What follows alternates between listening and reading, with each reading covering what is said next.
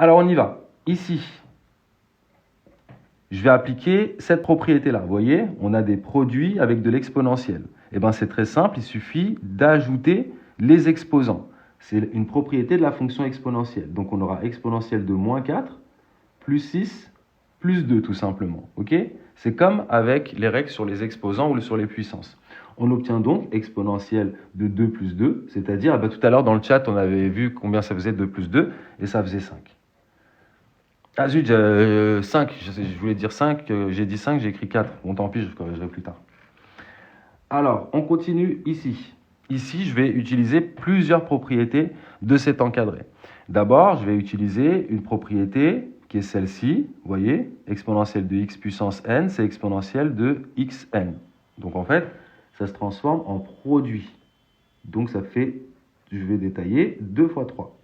Fois, ici, je vais d'abord utiliser la même propriété au dénominateur ici. Ça ferait exponentielle de 2 fois 2. Et au-dessus, pour l'instant, je ne peux rien faire. Alors, vous allez me dire, oui, mais on pourrait utiliser cette propriété-là. Oui, c'est vrai, on pourrait l'utiliser. Mais franchement, est-ce que vous avez l'impression que ça va simplifier notre expression si on utilisait cette propriété-là? Est-ce que si je transformais exponentielle de moins 5 en 1 sur exponentielle de 5, mon expression serait simplifiée? Non. Donc, je ne vais pas l'utiliser. Ici, je fais les calculs rapidement. Hop. Voilà. Et là, je vais pouvoir continuer. Et cette partie-là, je vais utiliser cette propriété-là. Quand j'ai exponentielle de x sur exponentielle de y, je peux l'écrire comme étant égal à exponentielle de x moins y. Donc ici, je vais avoir exponentielle de moins 5, moins 4. Vous voyez, l'exponentielle de 4 qui est en bas.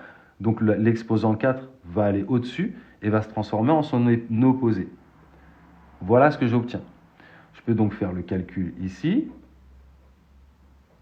Moins 9. Et là, de nouveau, j'utilise cette propriété-là. Donc vous avez compris le concept. Il faut apprendre à utiliser correctement les propriétés, les connaître par cœur et savoir se balader d'une propriété à l'autre.